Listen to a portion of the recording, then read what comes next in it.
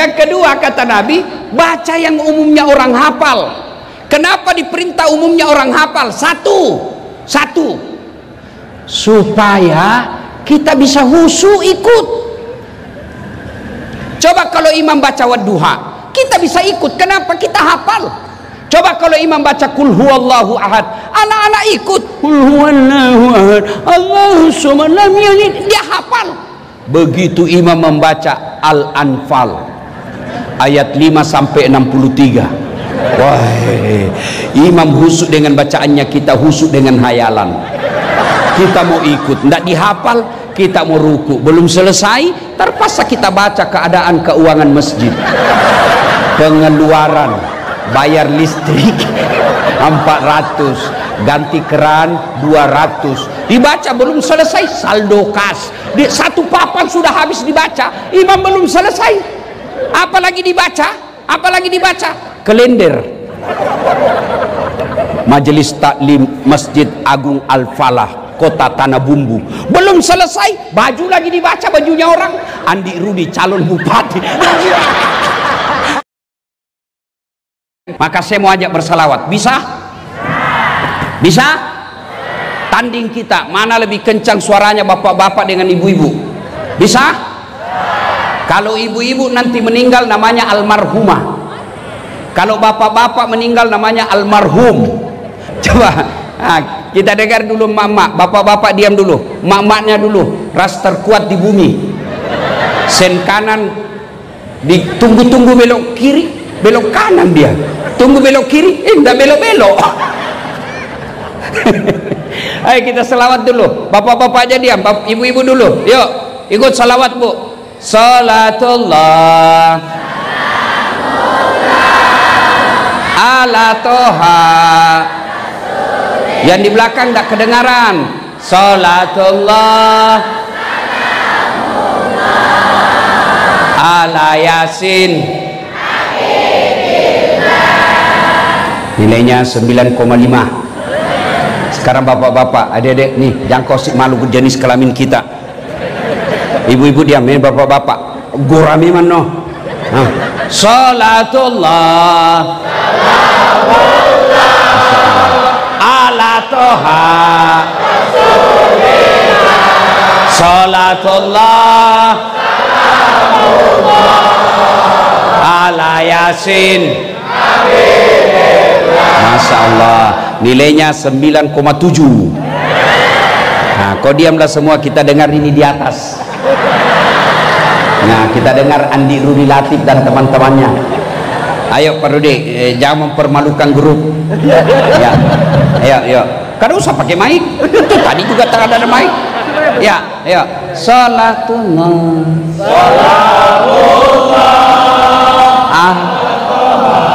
Rasulillah, salatullah ala yasin. Masya Allah, nilainya 9,9. Mohon maaf ibu, beliau yang undang saya. Ayo kita sama-sama semua, kita salawat bareng-bareng semuanya, yuk. Salatullah ala toha, salatullah ala yasin, ala yasin, ala yasin.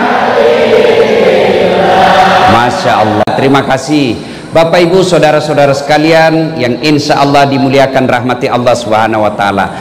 Ibu-ibu ini dari tadi saya lihat kipas-kipas panas. Ibu panas, bapak-bapak panas. Ada ndak matahari? Ada matahari? Ketahuilah Bu, dalam kitab Durratun Nasihin dijelaskan oleh Nabi, nanti kita dikumpulkan juga di sebuah padang namanya padang mahsyar. Begini, tapi ini cuma orang Tanah Bumbu. Padang mahsyar nanti Bu, dari Adam sampai kiamat manusia, mulai dari orang Jawa, orang Sunda, orang Perancis, orang bule, orang Aring, semua dikumpul dari Adam sampai kiamat. Bayangkan berapa triliun manusia waktu itu dikumpul kita di satu tempat namanya padang mahsyar. Dan pada saat itu kata Nabi, panasnya matahari seolah-olah tinggal satu jengkal dari kepala. Sekarang saja tidak ada matahari kita kepanasan. Sekarang aja malam masih kepanasan. Bagaimana matahari nanti ketika seolah-olah satu jengkal dari kepala? Pada saat itu semua wajah kita berubah berdasarkan amal-amal yang telah kita lakukan. Nah, orang di padang mahsyar hampir semuanya gelisah. Dia dilindungi sambil menunggu namanya disebut, karena kita akan dipanggil satu demi satu. Bayangkan bapak-bapak, masih ingat waktu pil caleg kemarin, pilpres, kita kan cuma 300 orang toh, satu TPS, kita ngantri sampai tengah hari.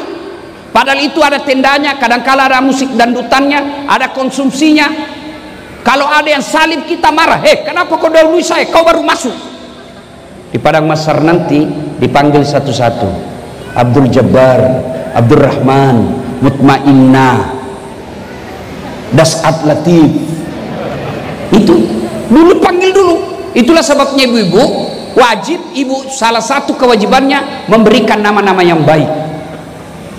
Sudah pada saat itu kata Nabi disediakan ruang VIP. Siapa mereka yang disediakan ruang VIP? 7 golongan orang di dalamnya kata Nabi. Itu mudah-mudahan kita yang hadir ada di dalamnya. 1 kata Nabi, imamun adil, pemimpin yang adil. Mudah-mudahan tanggal 27 November akan datang, di kota Tanah Bumbu ini terpilih pemimpin yang adil. Ya Bu, sudah pemimpin yang adil. Tidak usah dulu setingkat bupati, sudah saja di rumah saja kita dulu. Adil apa tidak? Pemimpin yang adil itu lebih gampang masuk surga daripada ulama. Saya kasih contoh, yang mewakili Kapolres, anggaplah Kapolres. Kalau nanti malaikat berkata, Kapolres Tanah Bumbu silahkan masuk surga, sebelumnya ulama dulu dipanggil. Ulama Kabupaten Tanah Bumbu masuk surga tapi ngantri lama baru sampai. Kenapa? Ada ulama NU, ulama Muhammadiyah, ya toh, ulama MUI tingkat kecamatan, itu sudah berapa itu? Ribuan. Guru, kiai, para habaib ngantri, dia masuk surga tapi ngantri. Kenapa? Berurutan. Tapi coba kalau malaikat katakan Kapolres Tanah Bumbu silahkan masuk, gampang dia masuk. Kenapa? Sendiri, tidak perlu ngantri. Iya toh. Coba saya dakwah, saudara-saudara sekalian jangan mabuk, saudara-saudara sekalian jangan berzina, saudara-saudara sekalian jangan jual minuman keras. Anak muda bilang, apa Ustaz, ada urusan apa sama kau? Saya mau masuk surga atau neraka bukan urusanmu. Malah dia kasih kempes ban mobilku. Tapi kalau Andi Rudi nanti jadi bupati, bikin perda dilarang peredaran minuman keras, tanda tangan, satu tanda tangan, selesai minuman keras di kabupaten. Itulah enaknya. Saya pidato, saudara-saudara sekalian jangan narkoba. Anak muda makin narkoba. Tapi kalau Kapolres rahasia narkoba satu malam, pak, hilang semua. Itulah imam yang adil, imamun adil, pemimpin yang adil. Masuk jatahnya nanti orang yang dilindungi di padang mahsyar. Yang kedua, yang dilindungi di padang mahsyar, mereka yang menggantungkan hatinya di masjid. Nabi mahasiswaku, mati ki itu Ustaz. Ya mati kok kalau hatimu kau buka, kau gantung. Apa maksudnya itu? Orang yang tidak tenang hidupnya, tidak tenang hatinya kalau dia tidak lihat masjid makmur. Siapa yang dimaksudkan makmurkan masjid? Satu di antaranya, mari kita dengar, yang memakmurkan masjid, yang membangun masjid. Ini masjid dibangun secara pribadi. Insya Allah sudah masuk pembangunnya yang mendirikan masjid ini, sudah dapat jatah di dalam.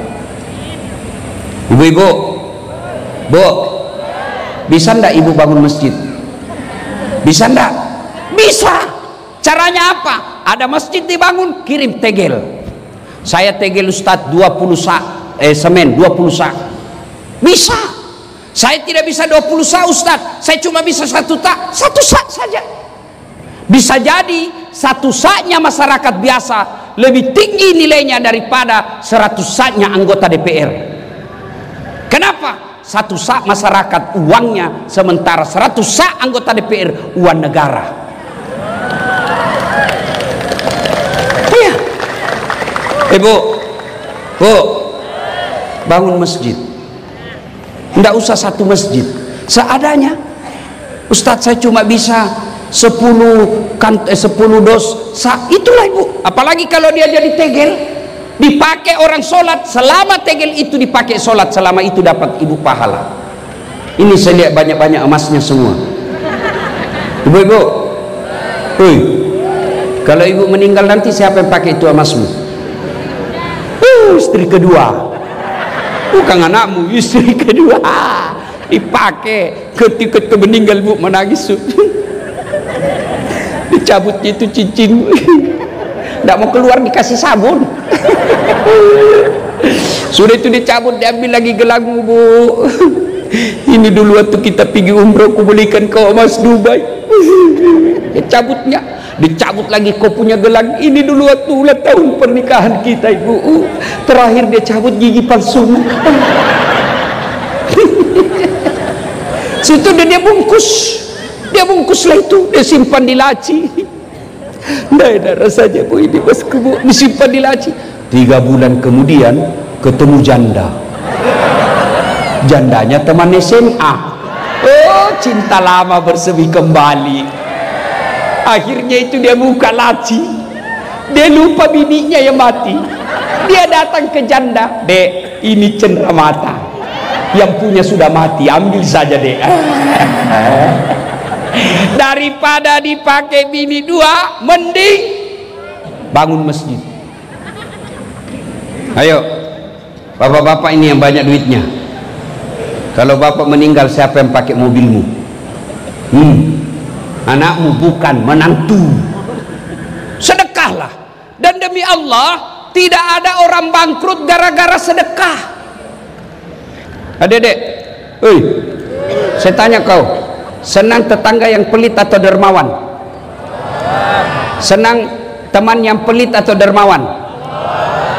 Senang mertua yang pelit atau dermawan? Senang menantu yang pelit atau dermawan? Tuh ibu, tidak ada orang suka orang pelit. Bahkan orang pelit sekalipun tidak suka sama orang pelit. Dia bilang jangan kau ke rumahnya, pelit, padahal dia juga pelit. Ayo, yang memakmurkan masjid golongan pertama, mereka yang membangun masjid. Saya betul-betul tidak bisa membangun masjid Ustadz, tidak bisa nyumbang ke masjid. Maka orang yang memakmurkan masjid golongan yang kedua, mereka yang datang berjamaah di masjid.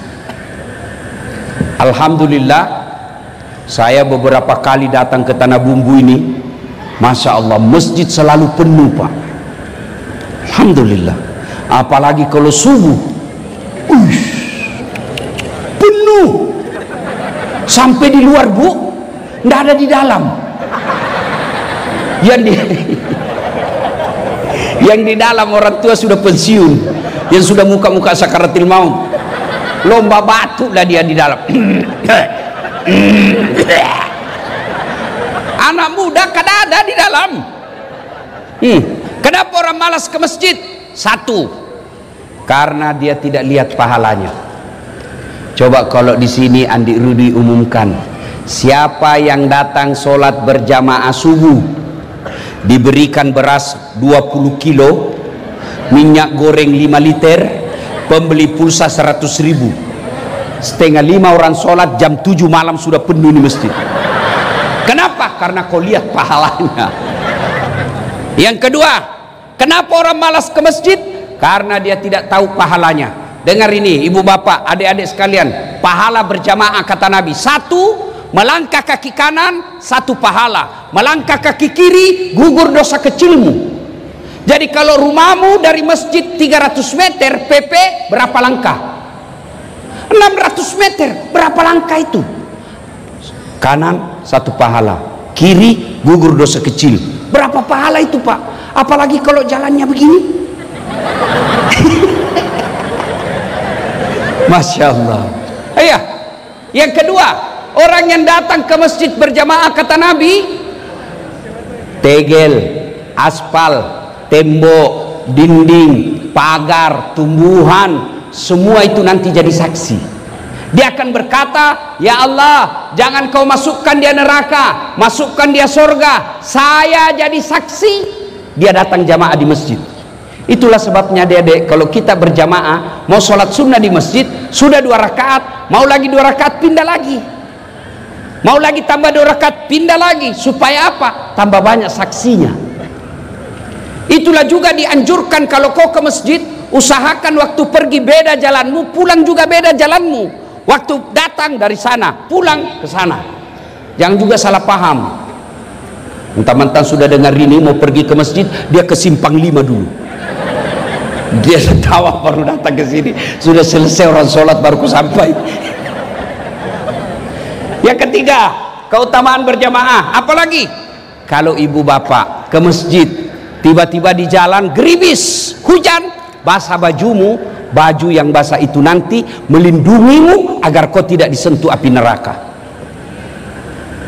Jadi kalau misalnya lagi jalan ke masjid tiba-tiba gerimis, basah baju, tenang, baju itu yang akan basah, yang agar melindungi supaya tidak kena air api neraka. Jangan juga salah paham. Sudah dengar ini gerimis, dia tunggu hujan keras. Begitu hujan keras baru dia keluar. Itu aslinya belen-belen itu. Apalagi keutamaan berjamaah di masjid ada disebut lipat 27 kali. Artinya apa? 1 kali sholat jamaah di masjid, 27 kali di rumah baru sama. Apalagi keutamaan berjamaah di masjid. Di masjid insya Allah lebih khusyuk daripada di rumah. Coba kalau di masjid ibu, di rumah. Coba bapak-bapak kalau di rumah, biasa bingung toh? Sudah 2 atau 3? Sudah tahiyat atau belum ini? Sudah tahiyat pertama apa belum ini? Iya toh? Tapi kalau di masjid tidak bingung. Kalau di rumah banyak gangguan. Begitu ibu-ibu angkat takbir, Allahu Akbar, tiba-tiba kucing naik meja. Tidak ditutup, ikan. Pasti sudah tidak khusyuk ibu. Kucing dengan ikan. Terpas ibu kreatif. Qul a'udzu birabbin nas, Malikin nas, Ilahin nas. Kalau di masjid tidak ada godaan seperti itu. Iya. Apalagi keutamaan berjamaah di masjid. Di masjid insya Allah doa kita insya Allah diijabah. Kenapa? Kalau kita tidak tahu berdoa atau banyak dosanya, tapi di dalam masjid yang mimpin imam, ada habaib, ada guru, ada ulama, ada ustadz, diaminkan oleh penghafal Quran, diaminkan oleh anak yatim di belakang, satu yang berdoa, yang lain mengucapkan amin, semua doa dalam masjid dikabulkan Allah. Itulah sebabnya Pak Imam kalau baca doa, baca yang doa agak dikeras, keras sedikit, dan baca doa yang umumnya orang hafal. Kadangkala kita berdoa panjang dan tidak ditahu apa dia minta Pak Imam, kita cuma bilang amin, amin, tidak didengar apa dia minta. Amin, amin. Ternyata yang imam anak muda, dia minta jodoh. Di belakang bapak bilang amin, istrinya juga di belakang bilang amin. Berarti ibu setuju suami kawin lagi. Ya bu, seringlah berjamaah ke masjid. Apalagi keutamaan berjamaah di masjid. Insya Allah kalau di masjid kita bisa bersilaturahmi. Contoh, gara-gara pilpres kemarin kita musuhan. Nah, ada caleg sudah kita janji, ternyata kalah, uangnya kita salah gunakan, sudah minta maaf, malu kita, akhirnya bapak ke masjid. Gimana caranya? Jangan bapak langsung angkat takbir. Tunggu dulu, HP saya bunyi terus. Nah, bapak ibu jangan takbir dulu, karena kalau bapak takbir duluan, dia tinggalkan. Musuh saya ini, dia tinggal.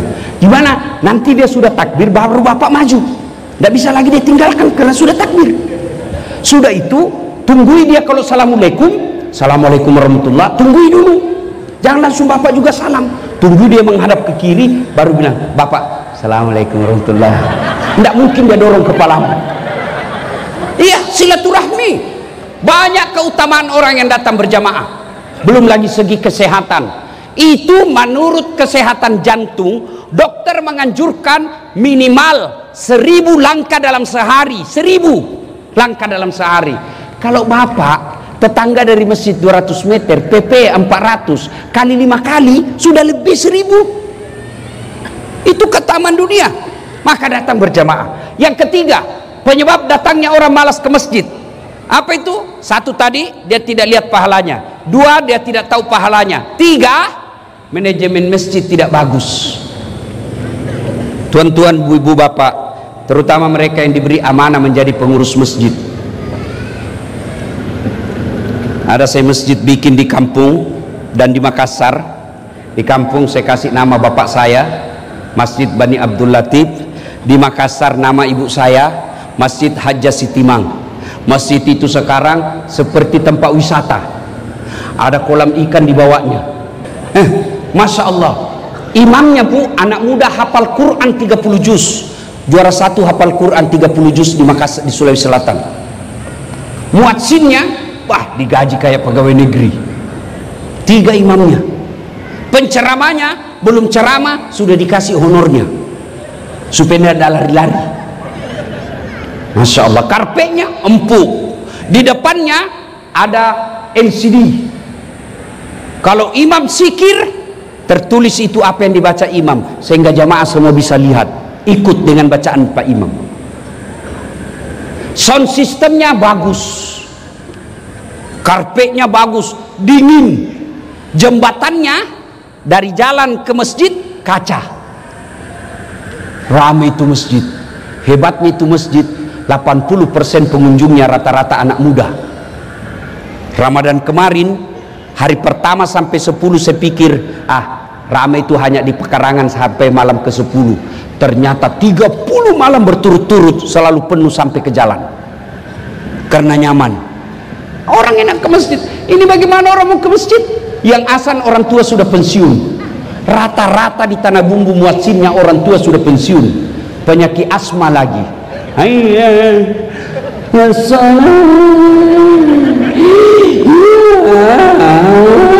Dia bilang anak muda itu lagi yang asan itu bikin jengkel. Iya toh. Masya Allah. Karpetnya sudut 7 kali lebaran tidak pernah diganti. Begitu kita mau sujud banyak pasir. Masih baik kalau pasir. Semut di mana sudah disimpan kepala itu. Bau cicak lagi. Penceramanya mulai salam pertama sampai terakhir neraka aja terus dicerita. Kau bakal ditusuk pantatmu linggis, keluar di mulutmu, dipotong lidahmu, ditumbuk matamu. Dengan anak muda dede, tidak usah mesti bikin takut-takut saja itu Pak Ustaz. Iya. Dapat lagi Pak Imam, Allah Karim. Imamnya dia suka ganti-ganti. Nabi bilang kalau kau jadi imam, ringkaskan bacaanmu. Ini jadi imam. Lampek pagah. Nah saya tomatoai kasih. Padahal Nabi bilang, itu bukan saya bilang. Nabi, kalau kau jadi imam, ringkaskan bacaanmu. Ini rata-rata anak muda kalau jadi imam, dia senang yang panjang-panjang. Kau siksa orang tua. Yang mati kasihan di belakang. Allahu Akbar. Jatuh kepalanya. Belum selesai masih loanya. Mau aja. Nah kasih naik lagi kepalanya kasihan. Belum selesai jatuh lagi kembali. Batena nasi satu motoi kasih. Lepan jauh. Itu Nabi bilang. Yang kedua kata Nabi, baca yang umumnya orang hafal. Kenapa diperintah umumnya orang hafal? Satu, supaya kita bisa khusyuk ikut. Coba kalau imam baca wadduha, kita bisa ikut. Kenapa? Kita hafal. Coba kalau imam baca kul huwallahu ahad, anak-anak ikut kul huwallahu ahad, Allahu samad lam yalid, dia hafal. Begitu imam membaca Al-Anfal ayat 5 sampai 63, wah, imam khusyuk dengan bacaannya, kita khusyuk dengan hayalan. Kita mau ikut, tidak dihafal, kita mau ruku, belum selesai, terpaksa kita baca keadaan keuangan masjid, pengeluaran, bayar listrik 400, ganti keran 200, dibaca belum selesai, saldo kas, satu papan sudah habis dibaca, imam belum selesai, apalagi dibaca, kalender Majelis Taklim Masjid Agung Al-Falah Kota Tanah Bumbu, belum selesai, baju lagi dibaca, bajunya orang Andi Rudi calon bupati. Capuk lagi baca, Pak Depa tuh selesai, Maka Nabi bilang baca yang umumnya orang hafal. Yang kedua tujuannya supaya apa? Kalau kau salah, ada yang bisa luruskan. Coba kalau imam baca wadduha salah, kita bisa bantu. Tapi kalau Al-Anfal na baca salah, wayalemu, salah kok, hadapi dirimu sendiri, siapa bikin susah. Ini ada cerita Pak, wallahu alam benar atau tidak. Ada anak muda pulang kampung hafal Quran, disuruh jadi imam. Kau jadi imam nak? Jadi imam. Al-Fatihah kita ikut lancar. Sekalinya dia baca surah panjang, tiba-tiba karena ini masjid tua, tiba-tiba ada cicak jatuh, kena telinganya dek. Namanya kena telinga cicak, nah orang tidak selat saja stres, apalagi lagi sok pitak itu sih, kaget dia. Begitu dia kaget, hilang hafalannya. Apa lanjutannya ini? Kada diingat-ingatnya juga. Apa? Terpas ini Pak Imam, dia bilang, tolong bantu di belakang. Dia bilang di belakang, saya juga kada tahu. Tiba-tiba dia ada muda berteriak, dia bilang, kalau begitu ya sudah, Allahu Akbar. Siapa salah? Siapa salah? Siapa salah? Imam. Apalagi yang ganggu kadangkala itu Pak, kaki. Ada orang belajar itu, kita ini nak kasih pindah kakinya. Saya pernah ibu, nak serang kakiku, saya dorong ke dalam, makin maju dia. Saya dorong lagi, makin maju. Akhirnya saya terpojok, tidak bisa lagi goyang kakiku ke kanan ke kiri. Dia masih goreng, ku injak. Selesai sholat dia bilang, kenapa injak kakiku? Saya kau ganggu saya. Kenapa kau sentuh-sentuh jari-jariku? Ustaz supaya rapat sap. Dek, kalau mau kau rapat sap, bukan jari-jarimu kau kasih rapat, apa pundakmu ini kalau kau kasih rapat, jari-jarimu rapat tapi sapmu renggang. Agak no masolan no. Begitu kau ruku, iya toh. Maka saudara-saudara sekalian, jadi makmum ada tata caranya.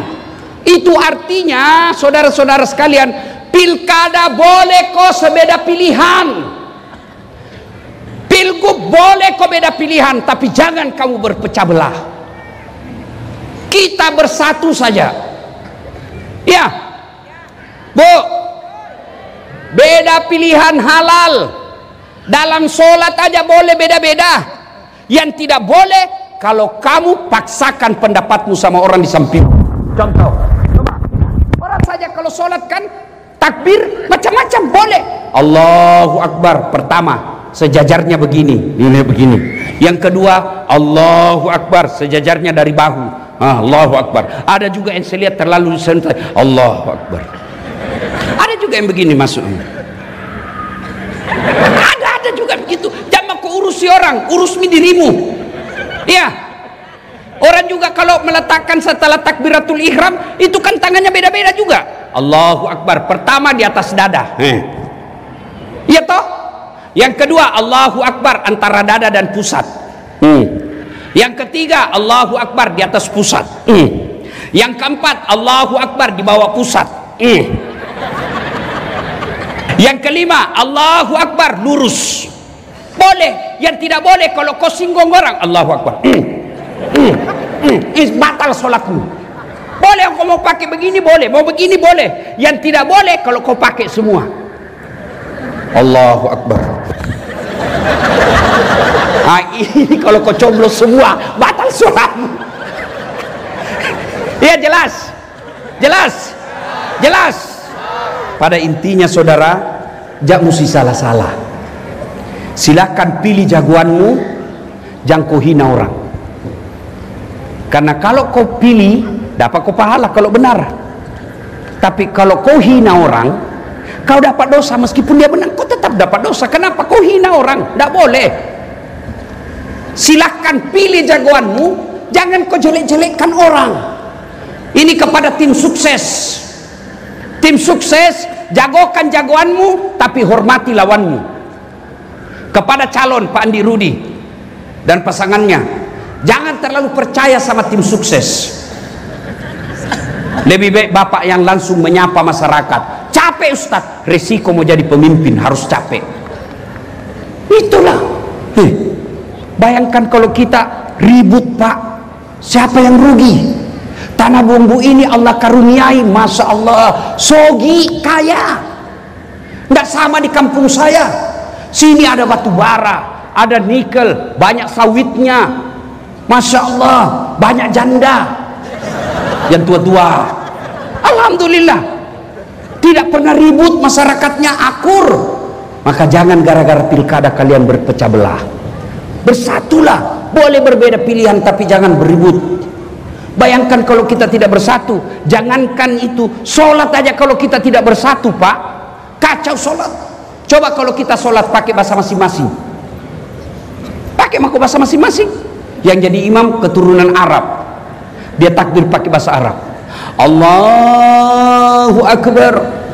Datang makmum bubuhan Banjar, Allah ganal bujur. Datang orang Kutai, dia takbir pas pakat Kutai, Allah pore beneh. Dia orang Padang, penjual nasi Padang, dia takbir pakai bahasa Padang, Allah nan gadang. Datang orang Bugis, dia takbir pakai bahasa Bugis, Pungalau Ta'ala malopo. Terakhir bubuhan kita dari Jakarta, dia takbir pakai bahasa Betawi, Allah gede banget gitu loh. itu baru lima bahasa. Itulah sebabnya saudara-saudara sekalian, pilkada boleh beda pilihan tapi tetap kita bersatu.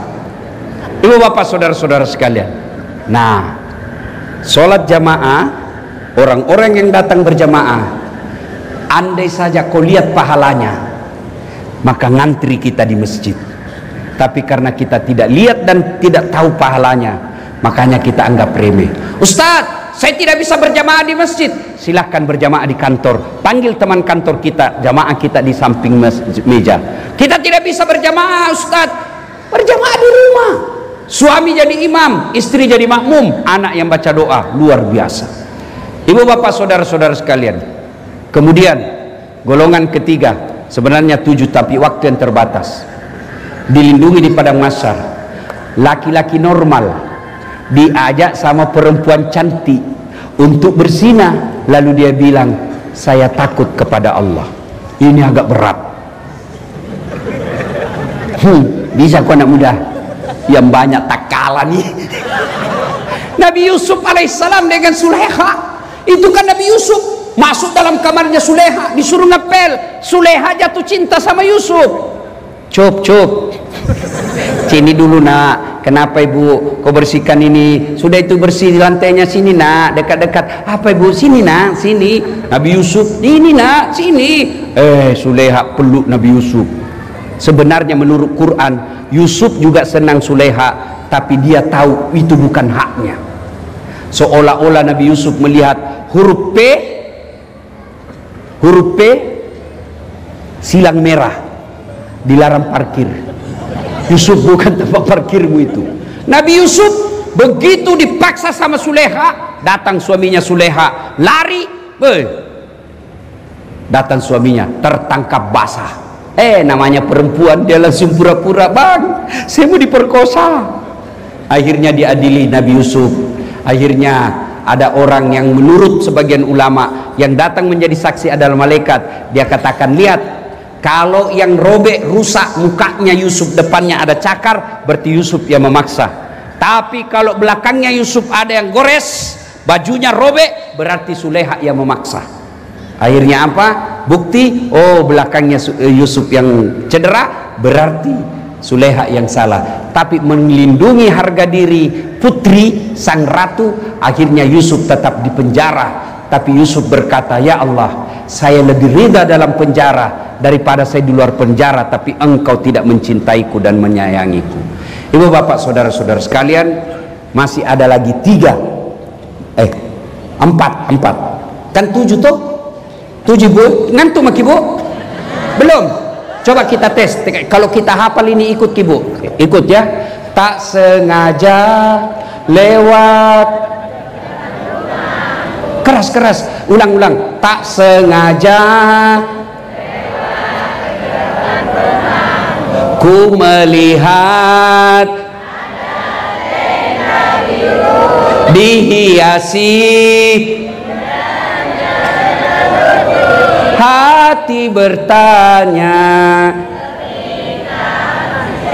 Oh, berarti orang tua semua yang hadir di sini nih, karena lagu orang tua ini lagu Jamal Sabili. Ibu bapak saudara-saudara sekalian, karena sudah larut ya, ibu-ibu tentu mau pulang istirahat, saya juga mau istirahat. Ini baru 3 golongan yang dilindungi di Padang Masar. Saya titip khusus, pilkada boleh berbeda tapi bersatulah, jangan bercerai-berai. Ada 4 lagi, insya Allah. Mudah-mudahan Pak Andi Rudi berkenan mengundang lagi saya datang. Jangan kok ketawa, saya serius ini. Nah, selesai pilkada damai tentram, kita datang lagi syukuran pilkada damai. Terima kasih. Sebelum kita akhiri, mari kita berdoa. Ibu bapak, saudara-saudara sekalian, ibu-ibu, selama ini dengar ceramah saya ada manfaat tidak? Adik-adik, bapak-bapak, ada manfaat tak ceramah saya yang biasa kita lihat di medsos? Ada? Nah, Ustadz ini lagi sakit, mata saya baru saja dioperasi ya. Ini kanan ini bu, blur itu tidak nyampak jelas, baru dioperasi. Ini sebelah kanan, pedis ini rasanya, cuma saya tidak mau teriak. Nah ini begini, tapi syukurnya itu kalau uang tetap fokus. Ya. Nah, sebelum berdoa, sebelum saya akhiri, saya mau kasih hadiah kepada Pak Andi Rudi yang mengundang saya, Pak Andi Rudi Latif, sebuah sarung. Nah, saya mau kasih hadiah Pak Andi Rudi, sarung. Ini sarung mereknya Gajah Dudu. Kenapa disebut gajah duduk? Sebab diciptakan sampai sekarang gajahnya duduk terus. Kalau dia duduk berdiri namanya gajah duduk berdiri. Nah, Pak Rudi, ini biasa memang cuma sarung. Tapi sarung ini Pak Rudi ada makna simbolisnya. Satu, sarung ini dipakai untuk menutup aurat. Dulu sebelum ada namanya celana dan rok, sarunglah yang dipakai untuk menutup aurat. Aurat itu rasa malu. Apabila Bapak ditakdirkan menjadi pemimpin, tutuplah rasa malu masyarakat Tanah Bumbu. Rasa malu dari kebodohan, rasa malu dari kemiskinan, dan rasa malu dari pengangguran.